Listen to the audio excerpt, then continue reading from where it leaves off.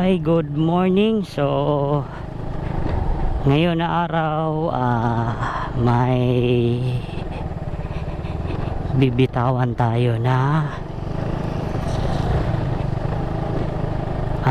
inalagaan natin na isa. So ang napipili natin na bibitawan is ito po si GB. So ito po si GB mga bay.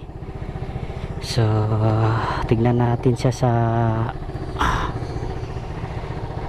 kanyang huling tindig. So yan, stock tire pa to, 7090 at saka 8090 sa likuran. Base tire yung likuran, saka stock lahat to mga bay, wala pang nagalaw. At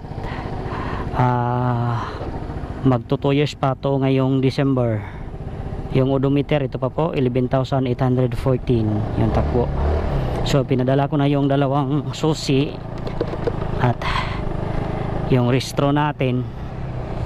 So yan talaga. So GB salamat sa malapit ka na magdalawang taon na gamit natin. So wala tayong reklamo nito. Meron pala akong reklamo nito. Medyo may kamahalan sa gas to kasi matakaw to sa gas. Pero all goods naman to sa lahat nating nagagamit na ride. So pinakalayo nito na rating natin is doon lang sa Calaveria lang yung pinakamalayong narating natin dito ni GB. So tubeless na po lahat ng gulong nito. So natutubeless na natin. Kaya ayun. So may mga harang dito kasi doon nila padadaan sa tawag ko, sa diversion dahil sa may drag race din sa ngayon.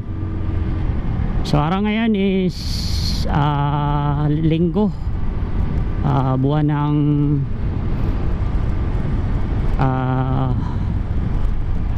buwan ngayon August 31 2025.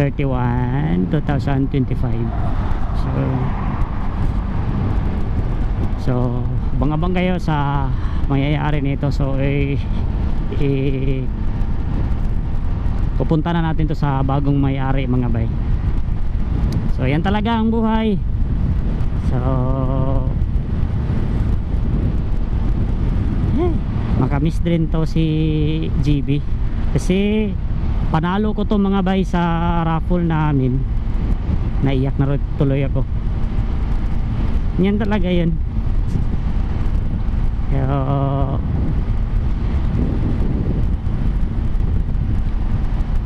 Kasi dapat na natin itong bitawan kasi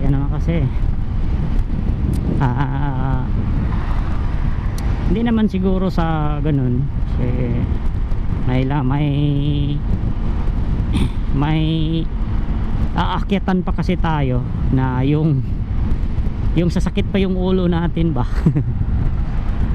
Yung akalain natin na ito lang yung matipid sa gas pero yung ma-upgrade natin malakas pala sa gas. Kaya ayun. So abang-abang lang kayo mga bay sa mga kabanata na mangyari nito. Pero yung ipapalit ko kay GB, so nagpa-promise ako sa kanya na talagang i-update ko siya palagi sa vlog ko kasi yun ang pinagplanuhan ko. Binitawan ko si GB at yun, nag-i-invest tayo para sa vlog natin. Kaya sa vlog lang tayo palaging makikita at masusubaybayan kung bakit binitawan natin si GB. Yan talaga, di ba? So grabe tong mga Mio Sporty, yung to dadalhin, yung hindi ka problema ba sa mga kahit pang may merkado to. Grabe to, daming makakarga nito. Yan talaga, di ba? Ay, first time ko kasi magbitaw ng ganito. yung napamahal ko na ba, alagang alaga ko to mga bay. Kitang kita naman yun sa mga sa isang motor ko na si Nginging.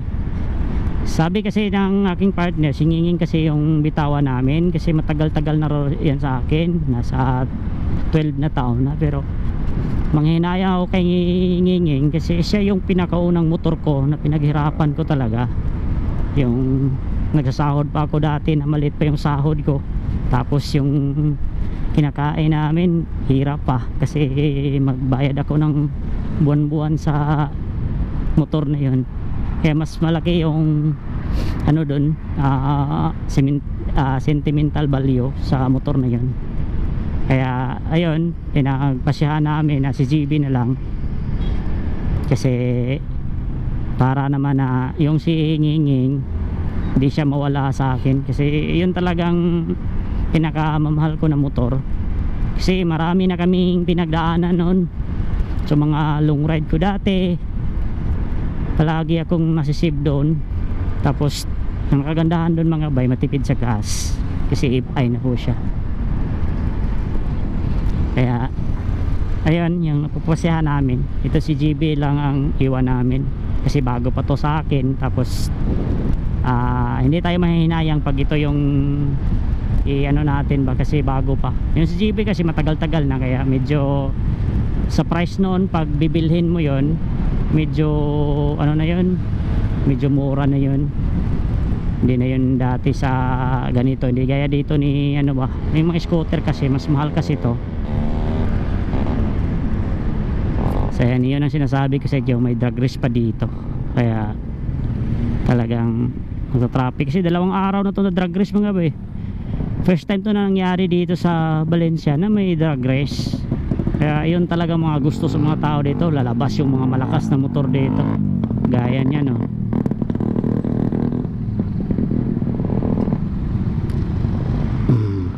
Unang araw dito hindi ko nakapanood kasi nagtatrabaho ako. Ngayon Sunday may trabaho pa ako ngayon, kaya hindi rin ako makapapanood. Ito lang talaga yung inaano ko na ihatid ko muna, kasi nandun na yung may-ari nito, naghintay na.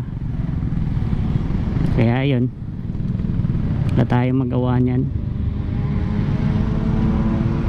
Oh, grabe. Parang ilang practice yun para makukuha yung starting. Parang hindi pa nagsisimula eh. Parang ayun talaga, parang mag-ingay-ingay lang ba. Oh, misa na naman. Oh, diba? Sabi ba?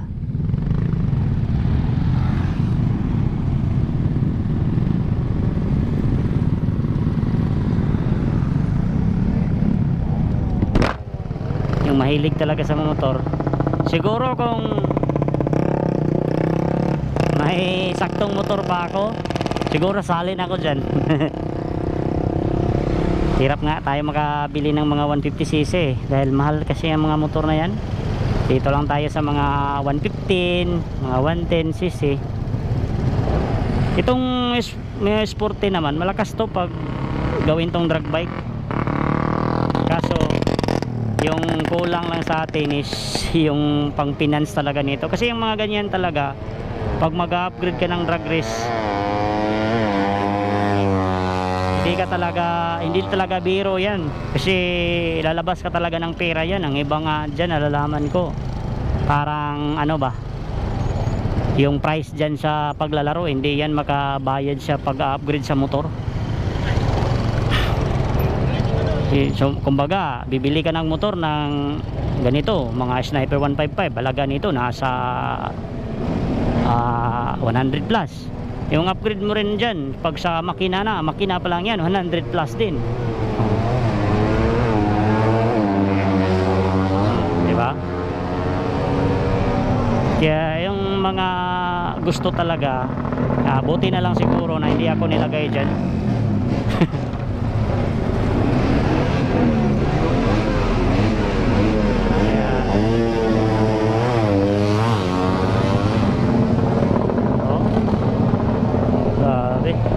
Lakas talaga yung mga motor.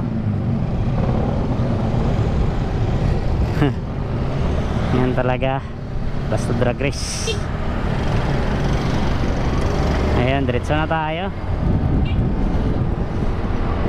So may humaharang dito, nagbabantay. First time kasi yan nangyari dito na may drag race.